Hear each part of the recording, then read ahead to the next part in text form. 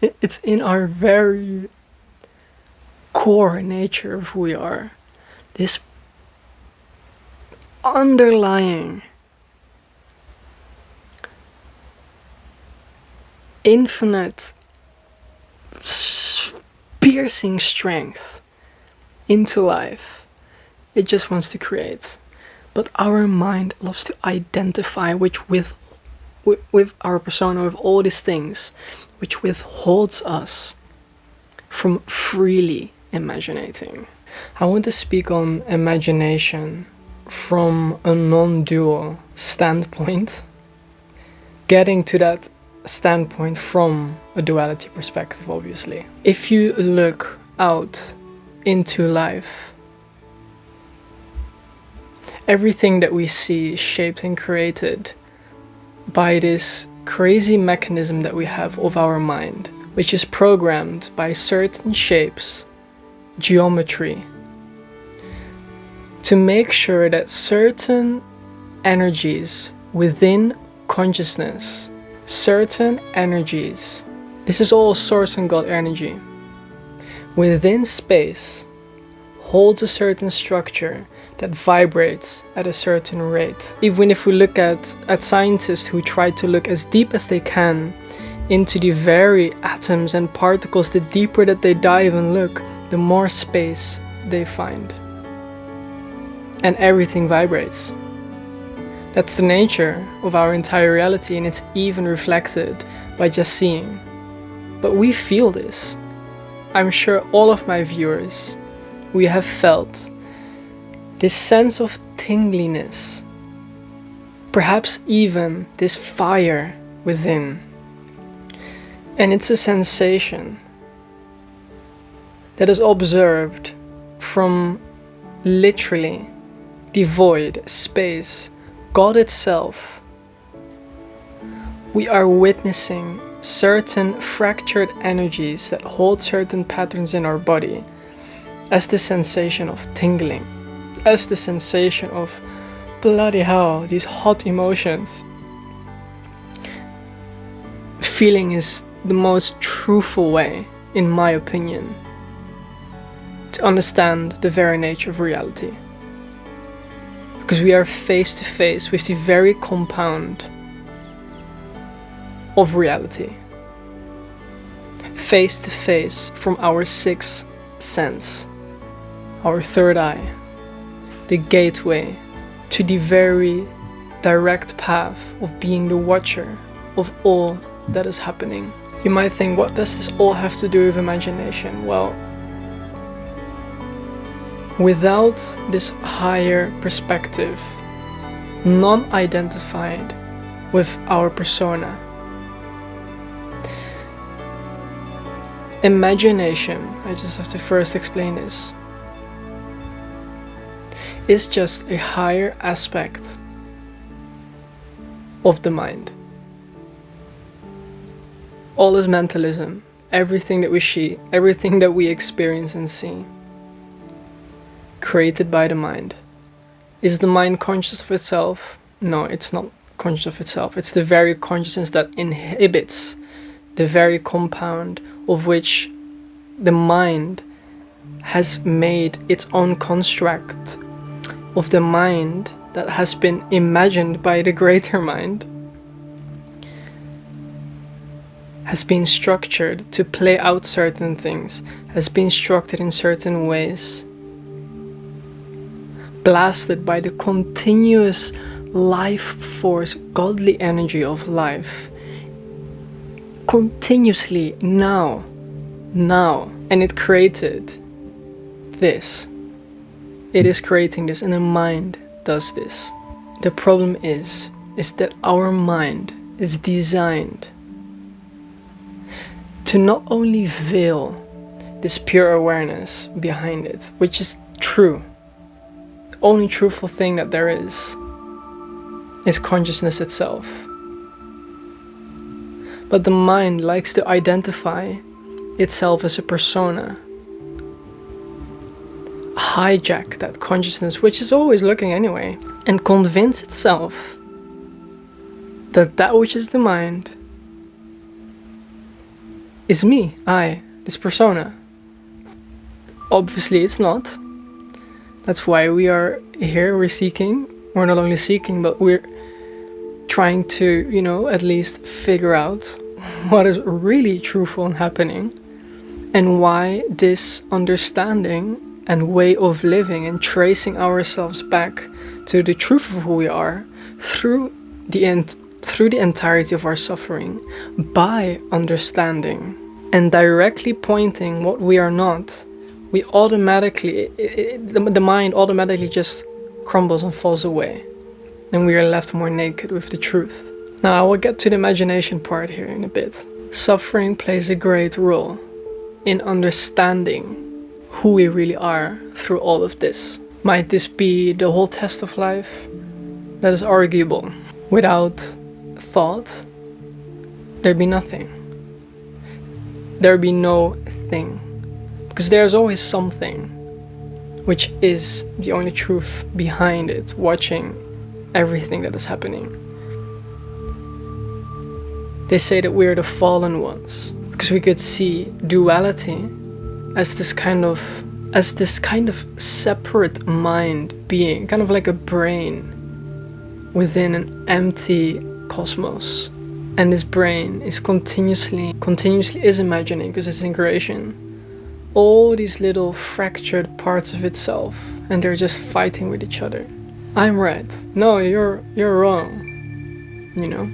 The mind loves it to hijack this consciousness, but actually it just leads to much more suffering, because the mind is designed and programmed to hold on to.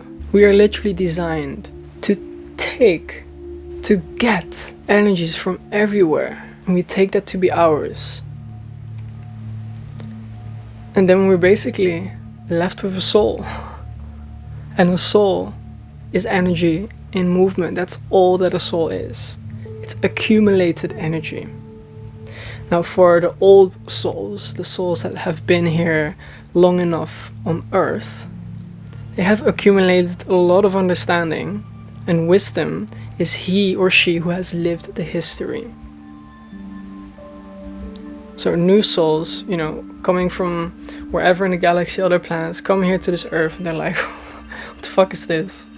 And they start off in this trajectory of a soul. Here is why imagination is the gateway to live not only a more liberated life from suffering, and I know I sound like the Buddha right now, but this is true.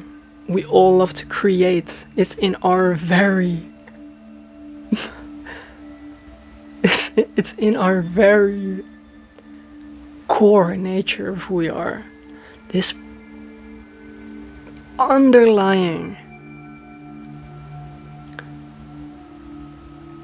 infinite piercing strength into life. It just wants to create. But our mind loves to identify with our persona, with all these things, which withholds us from freely imagining.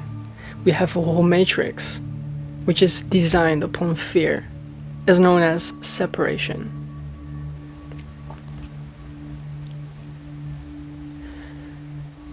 Teaching us the ways of the mind, teaching us how to remain as that identified persona,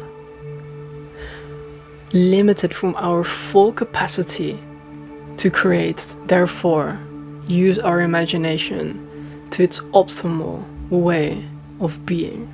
When you are not fully identified anymore, or you are on this path and you're recognizing this, throughout your healing journey anyway, we will observe life more from this nakedness, and it leaves space. When I say nakedness, there's more space between you and what you think that you are. We suffer because we continuously hold on to the veiled experience and the content of experience. But it's through imagination that we can re-picture, re-see recreate the things that we see again. If you look into your room right now, and there just be no thought right now, no thoughts, what you see, it's just no separation, it's just nothing. Look for yourself. Look into your room, your mind just stops. Even imagination stops. What you're left with is just a bunch of sounds and colors, sensations. And it's here where imagination comes to play. And this is really where life becomes interesting. In order to create a new world, we need to be that which is not of this world. We play the world. Who we truly are is playing the world anyway. But when we have this space, we can see everything, not only from a newer lens. But for example, yesterday evening I was just here on my balcony, looking a little bit at the sunset, but mostly at people. And I've noticed this before, but I'm just looking and I'm staring. And I'm not understanding anything of what I'm seeing. And this is the whole point of my video. That's where imagination comes in, where we get to redefine and reshape our reality. You see the power of it now. Where you place your attention to, it's what you get back. Your attention is your wand. That's where your magic lies.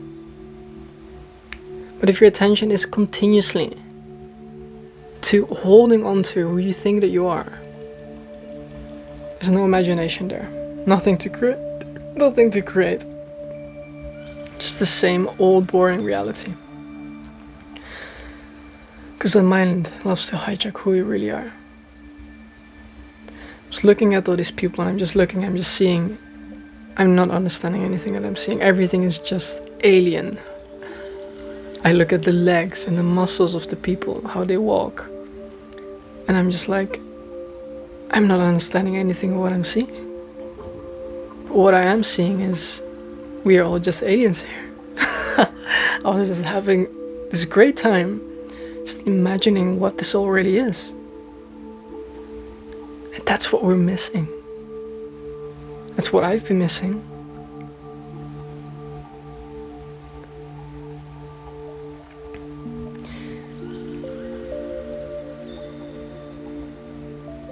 Through my years of heartbreak, I was so identified with my mind. I just forgot about non-duality. I was just like, fuck it. Fuck non-duality, it doesn't exist. I'm comfortable just being. This is me, I'm this character. It just left me waiting and waiting and waiting and waiting. And we don't need to force this connection at all. But if we want to eliminate suffering, at least more, and this is a big statement, I know, we need to realize that we are not any of our thoughts, and not anything of what we see. Which is crazy, right? Yes, everything is consciousness, but it's consciousness. Unconscious within consciousness. It's duality within non-dual. Non-dual is just watching duality as a whole. But we get to hold this understanding through life. And I'm gonna tell you, it's through the higher perspectives that come from the higher mind meaning imagination, higher mind meaning the frequencies, these thoughts that are of this planet. And I'm not saying that Mother Earth is not this high, vibrant, loving, caring, nurturing mother archetype being. I'm not saying that. I'm just saying the pollution, the fallen, the identification with character is what binds us. Sorry, but horrible karmic patterns that keep all of humanity stuck. I've been so stuck in my life, mostly expressed through business and relationship. It was my way of projecting these falsehoods of victimization, identification onto life, be able to see that shit. My mind has got me there. Imagination is what keeps the world rolling and going. Imagination is what heals everybody. And the reason why is because we get to see life from the continuous, mysterious, new perspectives that continuously want to come off of higher frequencies and vibrations. And these things can only come when we can receive. This body-mind can receive continuously like a river flowing. Now when we're imaginative, we look at things new. That's all that we want. And this cannot happen overly attached to patterns within the mind. Be the child again. Be the enjoyer again. Gratitude will be there. Love will be there in our own unique way. I ask myself this question again. If somebody would ask me what love is, I'd say it's a very personal thing, obviously. We all need to find unique ways in which our bodily character likes to do things, in which love can come through. We are here for love to find us and to give love. It's all that we're here to do. Now, I'm not saying is that, this entire world is masculine, giving, giving, giving. It's equal to receiving. But love has to be given. Can't receive more if you don't give. Working from our imagination, we can get to invest this loving energy into places that really matter. When I say really matter, that light us uniquely up. They give us joy. Human design taught me a lot about this. That's my message about imagination. Be part of an amazing community with like-minded individuals and get the exact support that you need. Or if you would simply like to support me and my journey and mission to spread my message, you can also check out this page. Thank you. I've been reopening my coaching containers for people who really want to do the inner work, to be able to live in that more sense of clarity again.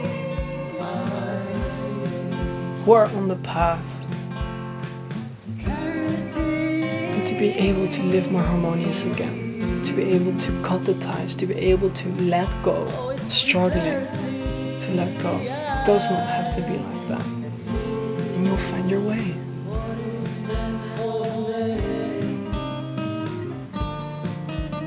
Question, question, question, seek the answers, and mind will be like, it's not me again. Let's not identify with that.